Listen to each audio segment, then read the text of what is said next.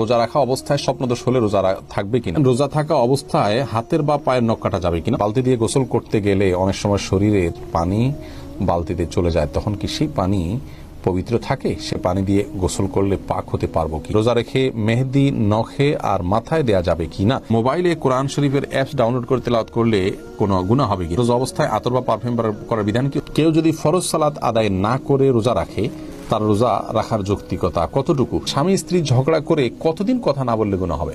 বিতির নামাজ কাজা পড়তে হয় কিনা এবং কাজা পড়তে হলে তা কখন পড়া উচিত? অসুস্থতার কারণে তারাবি যদি 20 রাকাত না পড়তে পারে তাহলে কত রাকাত পড়া উচিত? রোজা রেখে নাক বা কানের ড্রপ ব্যবহার করা যাবে কিনা? ওযু ছাড়া কি কোরআন পড়া যায়? বাসায় যদি কেউ না থাকে, ঘোমটা ছাড়া কি কোরআন পড়া যায়? সিয়ামরত মহিলার দিনের বেলা পিরিয়ড শুরু হলে দিনের বাকি অংশ না খেয়ে থাকতে হবে, খেলে কি গুনাহ হবে? মেয়ে মানুষ মারা গেলে মাইকে জানাজার ঘোষণা করে না কেন? রাসূল পাকের নাম স্মরণ করলে বৃদ্ধাঙ্গুলি দ্বারা চুম্বনের বিধান জানাবেন। আর বিলম্ব না করে চলুন তাহলে আপনাদের যে সমস্ত প্রশ্নগুলো আমাদের কাছে চলে এসেছে সেগুলোর উত্তর দিতে আমরা শুরু করি। আর সেই সাথে বলে রাখি যে এলমি একটা অনুষ্ঠান করা এবং হাদিস ভিত্তিক জ্ঞানের একটি অনুষ্ঠান, অতএব এটিকে অন্যদের দেখার সুবিধার্থে, অন্যদের জানার সুবিধার্থে শেয়ার করে দিন, ওয়াচ পার্টি করে দিন। এর মাধ্যমে আপনার ছোট্ট একটি ক্লিকের মাধ্যমে অনেক বেশি অফুরন্ত সওয়াবের আপনি অধিকারী হতে পারবেন।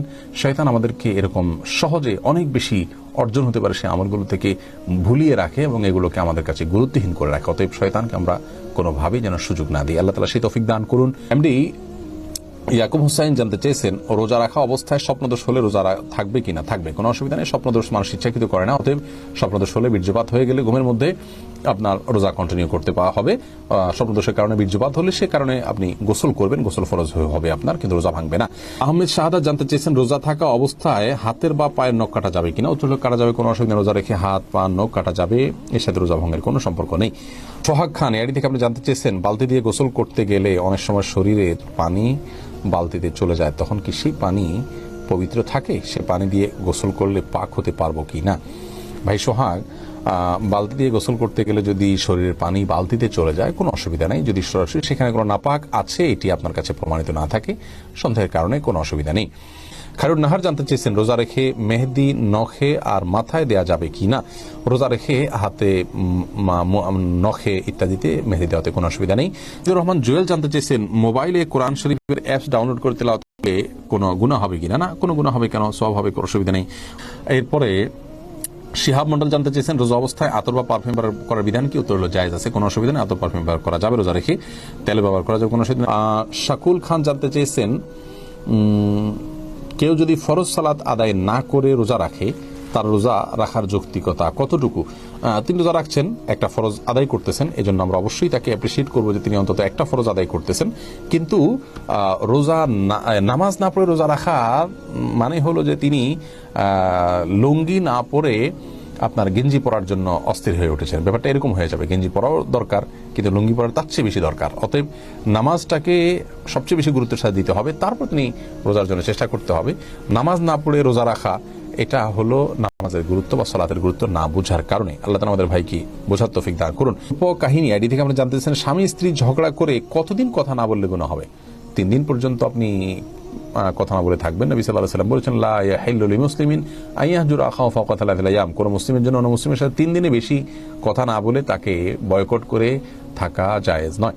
অতএব 3 দিনে বেশি আপনি স্বামী স্ত্রী কথা না বলে থাকা উচিত নয়। এটা অন্য যে কোনো মুসলমানের জন্য যেরকম, তাদের জন্য একই কথা প্রযোজ্য।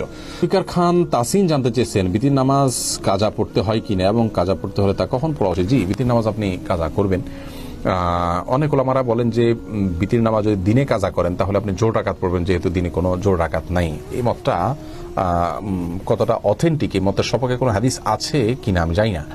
তবে অন্য সমস্ত আমলের সাথে যদি আমরা এটাকে তুলনা করি তাহলে দেখা যায় যে আসলে দিনের বেলায় বা যে কোনো ইবাদত যখন কাজা করা হয় তখনকার অবস্থা বিবেচনায় রাখা জরুরি নয়, বরং যেই ফরম্যাটের ইবাদত কাজা হয়েছে ওই ফরম্যাটে আদায় করতে হয়। যার কারণে আমরা মনে করি যে দিনের বেলা কাজা করলে সেটা 3 রাকাত বা বেজর সংখ্যক করবে। ফারজানা শিরিন, আপনি জানতে চেয়েছেন অসুস্থতার কারণে তারাবি যদি 20 রাকাত না পড়তে পারে তাহলে কত রাকাত পড়া উচিত? তারাবি 20 রাকাত না পড়তে পারলে যতটুকু তৌফিকুল্লাহ ততটুকু পড়বেন। তারাবির রাকাত ফুলফিল না করলে যে কোনো গুনাহ হবে এমন না, ফরজ রোজার মতো। অসুস্থতার কারণে আপনি যদি 2-4 রাকাত 6 রাকাত কমও পড়েন কোনো অসুবিধা নেই। মেহেদি হাসান মির্জা জানতে চেয়েছেন রোজা রেখে নাক বা কানের ড্রপ ব্যবহার করা যাবে কিনা। ভাই মেহেদি হাসান, রোজা রেখে নাকে ড্রপ দিতে পারবেন না, কারণ নাকে ড্রপ দিলে সেটা গলায় যেতে পারে। নবী সাল্লাল্লাহু আলাইহি ওয়াসাল্লাম বলেছেন ওয়ামাদমিদ ইল্লা আন তাকুনা সাইমান, তুমি কুলি করবে কিন্তু রোজাদার হলে গড়গড়া করতে যাবে না, কারণ গড়গড়া করলে ভিতরে পানি যেতে পারে। নাকে ড্রপ দিলে সেটা যেহেতু ভিতরে যেতে পারে, অতএব সেই জায়গায় এখানে নাকে ড্রপ দেওয়া যাবে না রোজা রেখে। কিন্তু কানে ড্রপ দিতে পারেন, চোখে ড্রপ দিতে পারেন, যে চোখের সাথে আপনার আমাদের গলার সম্পর্ক নেই, কানে ড্রপ দিতে পারেন, সেটারও সরাসরি সম্পর্ক নেই। যদি আপনি গলায় স্বাদ অনুভব করেন ড্রপ দেওয়ার পরে কানে বা চোখে, তাহলে সেক্ষেত্রে আপনি সে রোজা আবার রেখে দিবেন, কিন্তু নাকে দিতে পারবেন না, যেহেতু নাকে দিলে সেটা ভেতরে যায়।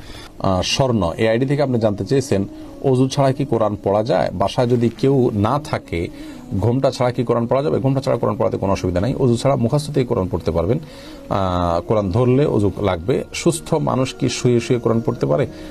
আপনি যদি কখনো শুয়ে শুয়ে মুখস্থতেই কোরআন পড়েন কোনো অসুবিধা নেই, কিন্তু কোরআনের গ্রন্থকে বুকের উপর নিয়ে পড়াটা কোরআনের সাথে দৃশ্যত অসম্মান, সেটা না করা উচিত। অসুস্থ হলে সেটা করা যাবে, অসুবিধা নেই। দাস এমডি রাইসুল রেজা জানতে চেয়েছেন সিয়ামরত মহিলার দিনের বেলা পিরিয়ড শুরু হলে দিনের বাকি অংশ না খেয়ে থাকতে হবে, খেলে কি গুনাহ হবে? না খেয়ে থাকা উচিত বাকি অংশ, তার রোজার সম্মানার্থী করা উচিত। মোহাম্মদুল্লাহ ইমন জানতে চেয়েছেন মেয়ে মানুষ মারা গেলে মাইকে জানাজার ঘোষণা করে না কেন? মানুষ মারা গেলে জানাজার ঘোষণা কেমন হওয়া উচিত?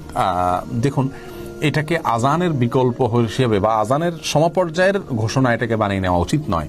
জাস্ট জানাজানি হলো, সেটা মাইকের মাধ্যমে হতে পারে। পুরুষদের যেরকম মারা গেলে অমুকের জানাজা হবে, অমুক মারা গেছেন, অমুক সময় জানা যাবে, ঘোষণা দেওয়া যেতে পারে। মহিলাদের ব্যাপারটাও ঘোষণা দেওয়া যেতে পারে, কোনো অসুবিধা নেই। তৌফিক এলাহি কাদেরি আপনি জানতে চেয়েছেন রাসূল পাকের নাম স্মরণ করলে বৃদ্ধাঙ্গুলি দ্বারা চুম্বনের বিধান জানাবেন। রাসূল আকরাম সাল্লাল্লাহু আলাইহি ওয়াসাল্লামের নাম শুনলে দ্রুত পাঠ করতে হবে, এ বিষয়ে নির্দেশনা হাদিসে রয়েছে। কিন্তু তার নাম শুনলে আঙ্গুলে চুমো খেয়ে চোখে লাগাতে হবে বা আঙ্গুলে চুমো খেতে হবে, এরকম কোনো নির্দেশ বিশুদ্ধ কোনো হাদিসে এসেছে বলে আমাদের জানা নেই। আমরা নিশ্চয়ই জানি যে রাসূল আকরাম সাল্লাল্লাহু আলাইহি ওয়াসাল্লামের হাদিসের ক্ষেত্রে শুদ্ধাশুদ্ধের একটা ব্যাপার আছে। সকল হাদিসকে যদি আমরা আমলযোগ্য মনে করি, যেটা বর্ণনা শুদ্ধ নয়, হাদিস তো কখনো অশুদ্ধ হয় না, কিন্তু হাদিসের বর্ণনা সূত্রের মধ্যে যদি কোনো ত্রুটি থাকে, সেটাও যদি আমাদের আমল করতে হয়, তাহলে তো পৃথিবীতে আর আপনার মুহাদ্দিসগণ যুগ যুগ ধরে শতাব্দীকে ধরে হাদিসের সিদ্ধতা নিরূপণ করার জন্য চেষ্টা করেছেন, তাহলে তার কোনো মানে হতো না। বোঝা গেল যে আমাদেরকে বিশুদ্ধ হাদিস গ্রহণ করতে হবে। কোন বিশুদ্ধ হাদিসে নবী সাল্লাল্লাহু আলাইহি সাল্লামের নাম নেয়ার পরে আঙ্গুলে চুমু খাওয়ার কথা বর্ণিত হয়নি। বিভিন্ন তাফসিরের কিতাব, বিভিন্ন অন্যান্য কিতাবগুলোতে আছে। সে সমস্ত কিতাবগুলোর কোনো কথা থাকলে সেটা কোরআন অথবা হাদিসে প্রুফ থাকতে হবে। তাফসিরের কিতাবগুলোর যা আছে তার সবকিছু যদি আগাগোড়া আমাদেরকে মানতে হয়, তাহলে তাফসিরগুলোতে কিন্তু অনেক ইসরাঈলী বর্ণনা ঢুকে গেছে, এরকম অনেক কিছু আছে, যার কারণে নবী সাল্লাল্লাহু আলাইহি সাল্লাম থেকে বিশুদ্ধভাবে এরকম কোনো বিষয় প্রমাণিত নয়। আমাদের যে সমস্ত ভাইরা চুমু খাচ্ছেন, নিশ্চয়ই নবী সাল্লাল্লাহু আলাইহি সাল্লাম ভালোবেসে চুমু খাচ্ছেন, কিন্তু মনে রাখা উচিত যে যারা চুমু খাচ্ছেন না তাদেরকে রাসূলের দুশমন বানায় দিচ্ছেন, এটা উচিত নয়। নবী আলাইহিস সালামের ভালোবাসা এটা চুমু খাওয়ার মাঝে আসলে নিহিত নয়, বরং তার ভালোবাসার প্রমাণ হলো আমরা তারকে কতটা অনুসরণ করার চেষ্টা করছি, তাকে কতটা মেনে চলার চেষ্টা করছি, তার পদাঙ্ক কতটা আমল করার চেষ্টা করছি, সেটার উপর নির্ভর করে। আল্লাহ তাআলা আমাদেরকে বোঝার তৌফিক দান করুন এবং হেদায়েতের উপরে রাখুন, এবং বাড়াবাড়ি এবং গোলামি থেকে বা ভ্রান্ত বিশ্বাস থেকে আল্লাহ তাআলা আমাদের সকলকে হেফাজত রাখুন।